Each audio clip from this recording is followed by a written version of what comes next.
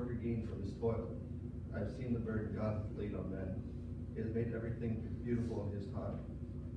He has also set eternity in the hearts of men, yet they cannot fathom what God has done from the beginning to end.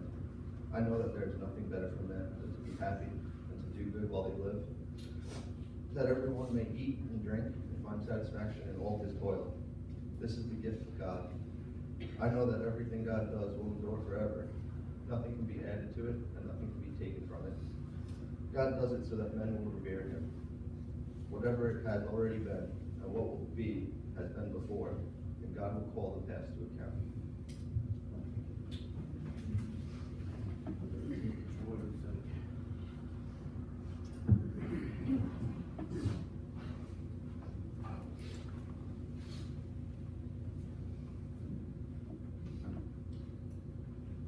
Thank the family. Thank Saida for asking me to be here. La Biblia nos dice que el Señor está muy cerca a los que están quebrantados de corazón. ¿Por qué? Y por eso Él está aquí con nosotros. The Lord is close to the brokenhearted, so there is no question that He is not here today. The writer of Ecclesiastes, a man who had seen a lot of things. He had gone through life as far as this world was concerned. He had no limitations. His name was Solomon. He had all the riches that he would have ever needed to try to find some kind of satisfaction in life.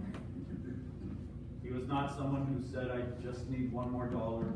He couldn't even count how many he had. He had 700 wives, 300 mistresses. The guy had no time.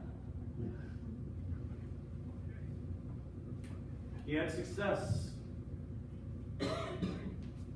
He was outstanding in anything that he put his hand to. But yet he wrote a book. He wrote a book that says, what does it all really matter? What does it boil down to? At the end of my life, no matter how long or how short,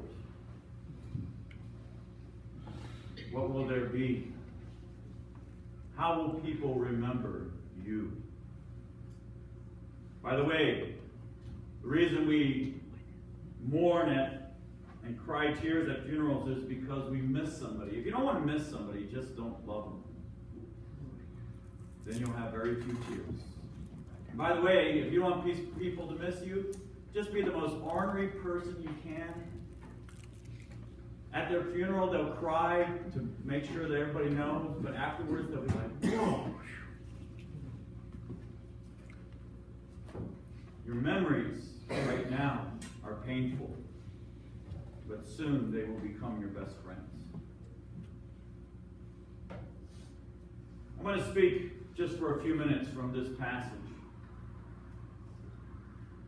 The writer of Ecclesiastes, Solomon, lays out for us the fact that life can be very confusing. If you will notice in every one of these pairs, a time to be born, a time to die, a time to plant, a time to uproot, a time to kill, a time to heal, a time to tear down, a time to build. Every single one of these pairs is what? Complete opposites.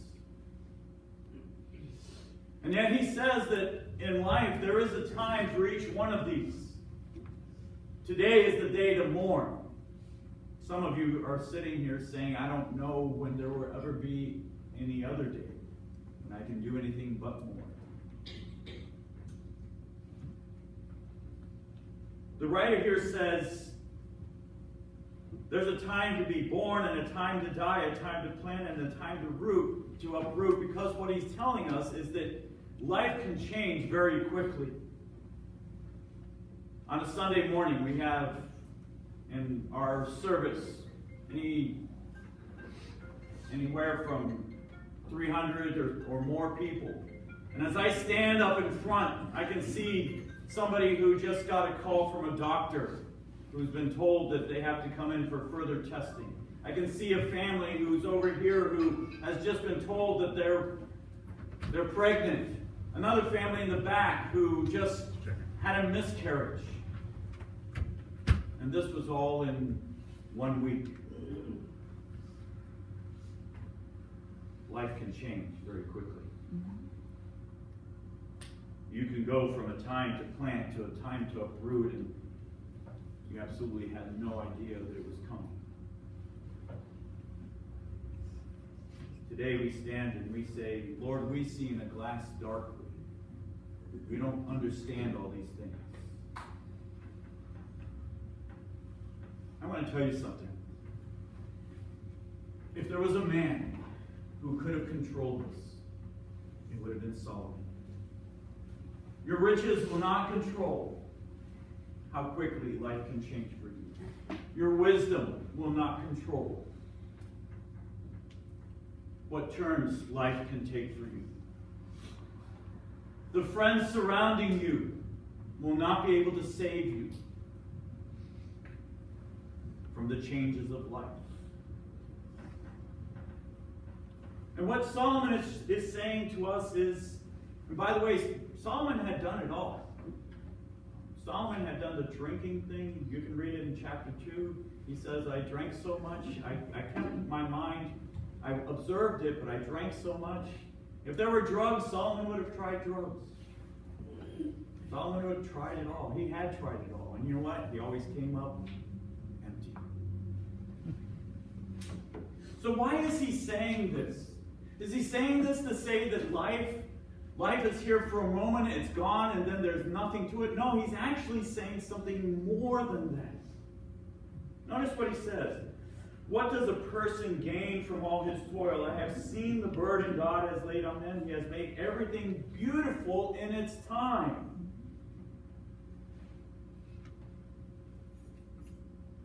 What he is saying to each one of us is, God is the one who knows the times and seasons of our lives. By the way, times are those short ones, seasons are those long ones.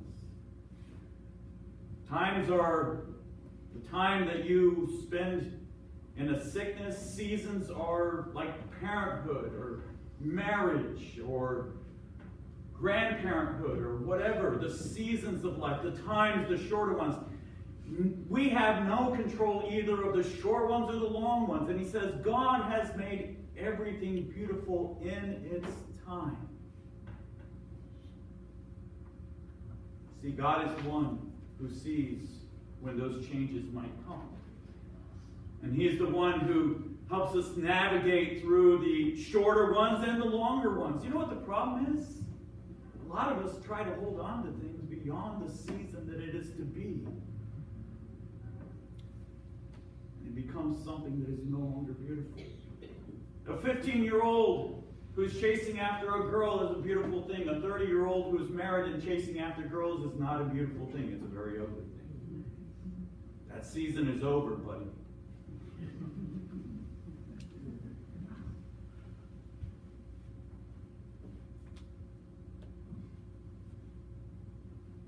But the writer goes on and he says, he's made everything beautiful in its time. Do you want to navigate through life? You better look to God. You know why? Because the next few passages, the next few words in here tell us why. God has made everything beautiful in its time, yet he has set eternity in the hearts of men, and they cannot fathom what God has done from beginning to end. Here's the thing. There's a part of us that knows that there's more to this life than just what's in front of us right now. There's a part that God put in each one of us. When he made man in his image. That means we don't just die like the dogs and it's over. There's a part of us that says, This life is not all there is. For a time period in his life, Solomon had lived just for the here and now. He had lived for the moment of pleasure, knowing that he would pay the price after that pleasure because it didn't satisfy. It took more and more to gain that pleasure, and the more and more is what would eventually lead him to destruction.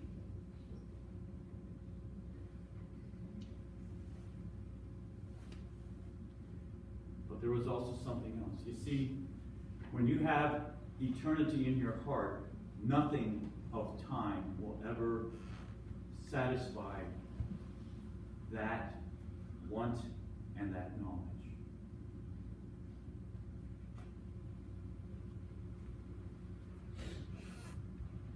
You will never see, you will never hear at a funeral, even at this funeral, well, he didn't have a big bank account. He didn't have a big enough house. In fact, according to your testimony, then he didn't really care about those things anyway. You will never hear people say, you know, I think I needed to spend more time at the office. I think I needed to call my family more often and tell them that I wasn't going to be home because I was just making another buck. You'll never hear people talk about that. What will you hear them talk about? The things that really matter.